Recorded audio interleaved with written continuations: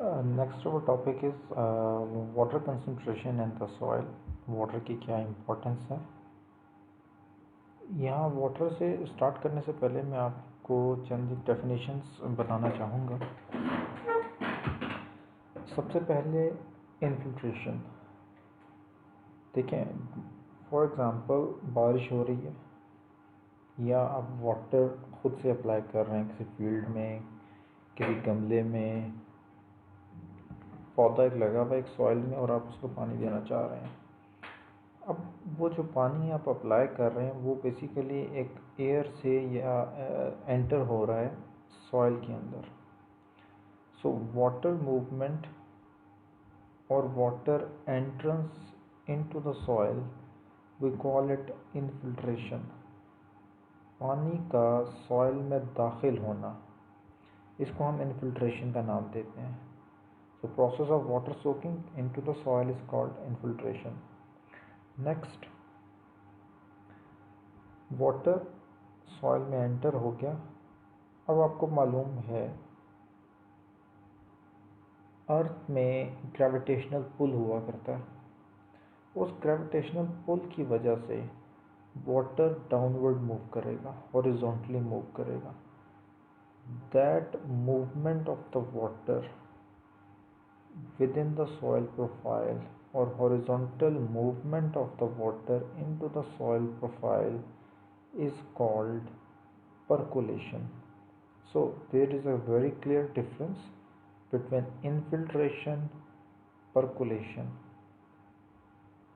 Infiltration, entrance of water into the soil. Once water entered into the soil, now it will move downward. So that downward movement of the water into the soil profile or in the soil profile is called percolation. इसके अलावा एक और चीज़ आती है run of. आप water apply कर रहे हैं सॉइल को, लेकिन सॉइल में पानी एंटर नहीं हो पा रहा। amount of the water is higher than amount of water entering into the soil.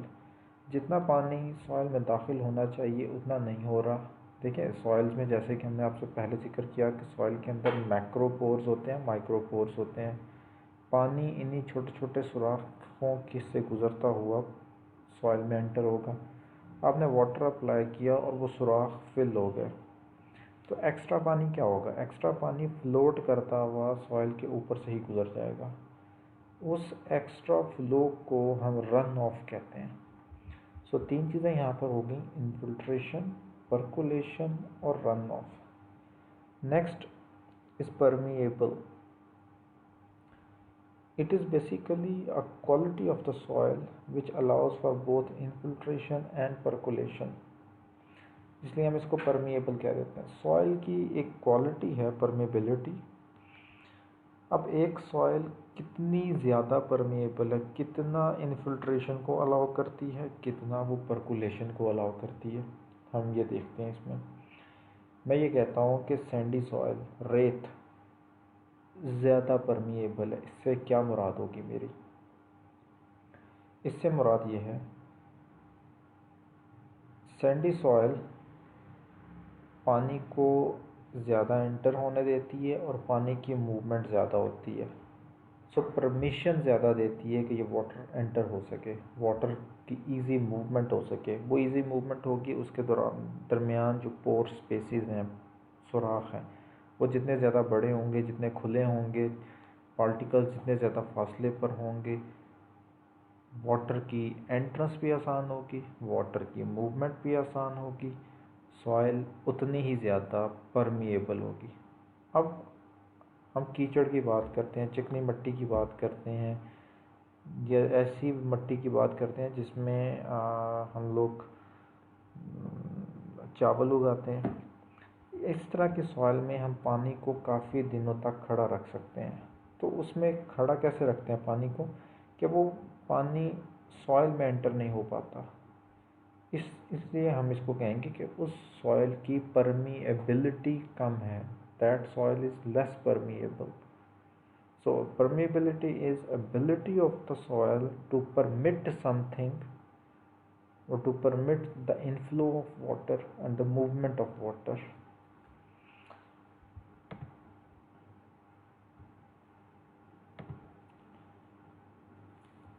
अब इसी तरह से हमने बात की थी कि जैसे 45% टोटल जो सॉइल सिस्टम है उसमें 45% सॉलिड पार्टिकल्स हुआ करते हैं, जिसमें sand, silt, clay and the organic matter also included. Soil में एक अहम प्रोपोर्शन लिविंग ऑर्गेनिज्म का भी हुआ करता है। अब उन लिविंग ऑर्गेनिजम्स में क्या कुछ शामिल है? इट हैज़ अर्थवॉर्म्स, जो कि सॉइल को सॉइल में घूमते फिरते रहते हैं ये अर्थवॉर्म्स, और बेसिकली टनल्स बनाते रहते हैं उसमें। टनल्स, उस टनल्स की वजह से सॉइल अपना सर्कल कंप्लीट करती है, एक रोटेट करते हैं soil particles, that's very important. Insects soil में मौजूद होंगे, बैक्टीरिया, लामहदूद तादाद में बैक्टीरिया मौजूद होते हैं, फंजाई इसी तरह से, एक अदर ऑर्गेनिजम्स। तो ये काफ़ी सारी सॉइल बायोलॉजी में हम बहुत सारी चीज़ें डिस्कस करेंगे आगे। दो चीज़ें अबंडेंटली सॉइल में हुआ करती हैं, बैक्टीरिया एंड फंजाई। अब इन दोनों ऑर्गेनिजम्स की, इनकी बेशुमार वैरायटीज़ हैं, बेशुमार स्पीशीज़ हैं सॉइल में। इनकी जॉब क्या है, इनका फंक्शन क्या है? सॉइल में मौजूद तो हैं, सॉइल में इनकी मौजूदगी का फ़ायदा क्या है, नुकसान क्या है? अब हम जब सॉइल सिस्टम को एनालाइज करते हैं, सॉइल सिस्टम को स्टडी करते हैं, तो सॉइल में हमें पता है कि माइक्रोब्स मौजूद हैं,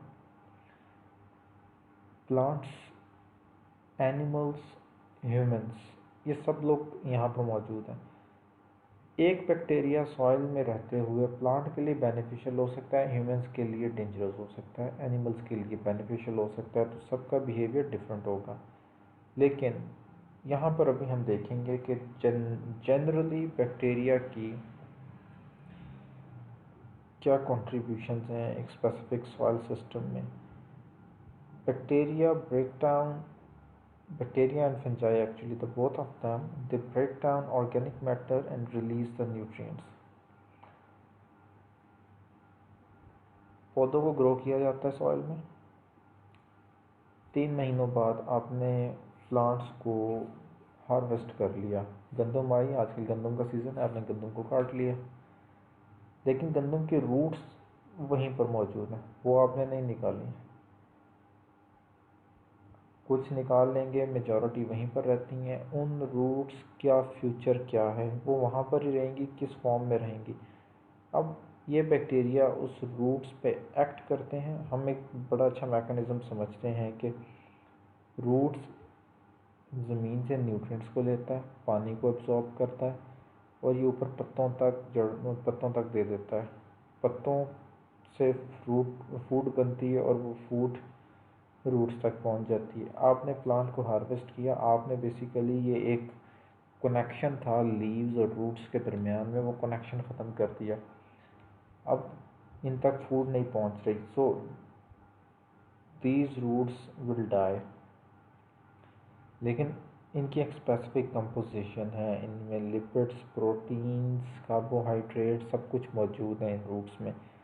bacteria they love to eat the carbohydrates, carbon को खाना पसंद करते हैं, carbon is their basic food. Fungi की बेसिक फूड भी कार्बन है, शुगर है, कार्बोहाइड्रेट्स हैं। ये एंटर होंगे सिस्टम में, इन रूट्स पे एक्ट करेंगे, इनको ब्रेक डाउन करेंगे, कॉम्प्लेक्स मॉलिक्यूल्स को सिंपलर मॉलिक्यूल्स में ब्रेक करते हैं, न्यूट्रिएंट्स रिलीज़ होंगे, और ये न्यूट्रिएंट्स दोबारा उस सॉइल में चले जाते हैं और उस नेक्स्ट प्लांट की को अवेलेबल हो जाते हैं। अर्थवॉर्म और इस तरह से बाकी जो ऑर्गेनिजम्स हैं, इनके रोल के बारे में हम जानते हैं। They basically improve the soil health, ease at work soil can be worked, देखिए, अगर एक ऐसी सॉइल जिसमें बार बार गोडी की जा रही है, खुदाई की जा रही है, हल्की सी खुदाई लगी हुई है, आप करते हो तो वो ज़मीन, वो मिट्टी, वो नरम हो जाती है, उसमें काम करना आसान हो जाता है। अर्थवॉर्म्स इसी टाइप की एक टनल्स बनाते हैं और वो सॉइल को रोटेट करते हैं। वो नेचुरल गोडी का एक सिस्टम बना हुआ है, उसको वो रोटेट करते हैं, वो गोडी दिए चले जाते हैं।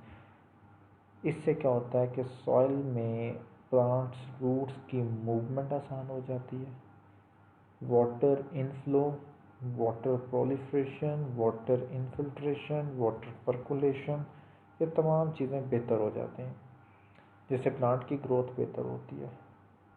उसके बाद create openings in soil as a tunnel, जैसे कि मैंने अर्थवॉर्म का जिक्र किया, ये टनल्स बनाएंगे स्मॉल, जिससे ड्रेनेज बेहतर होती है और एयर एक्सचेंज भी बेहतर होता है। इसी तरह से हमने कहा 25% एयर मौजूद होती है सॉइल में, और उस एयर से वो एयर प्लांट के रूट्स के लिए भी इम्पोर्टेंट हुआ करती है। अब प्लांट और सॉइल के इंटरेक्शन को हम देखते हैं कि सॉइल प्लांट के लिए क्यों इम्पोर्टेंट है।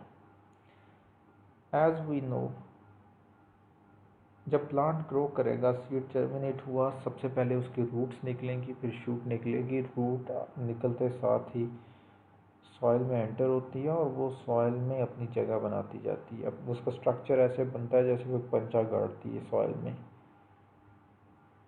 उससे प्लांट की मजबूती होती है, उससे प्लांट ज़्यादा अरसे तक स्टेबल रह सकता है, अपने आप को खड़ा कर पाता है। उसके बाद वाटर, जब 25% वाटर सॉइल में मौजूद है, यही वाटर रूट्स की को अवेलेबल होगा, रूट्स इसको अपटेक करेंगे।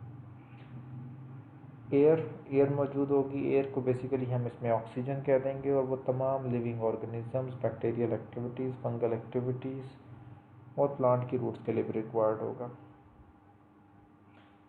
इसी तरह से plants release oxygen during the photosynthesis and consume oxygen during respiration. आप लोग ये जानते हैं कि फोटोसिंथेसिस लीव्स में हुआ करती है, वहाँ पर प्लांट्स ऑक्सीजन को रिलीज़ करते हैं, जबकि रेस्पिरेशन के दौरान ये कंज्यूम करते हैं, इस्तेमाल करते हैं।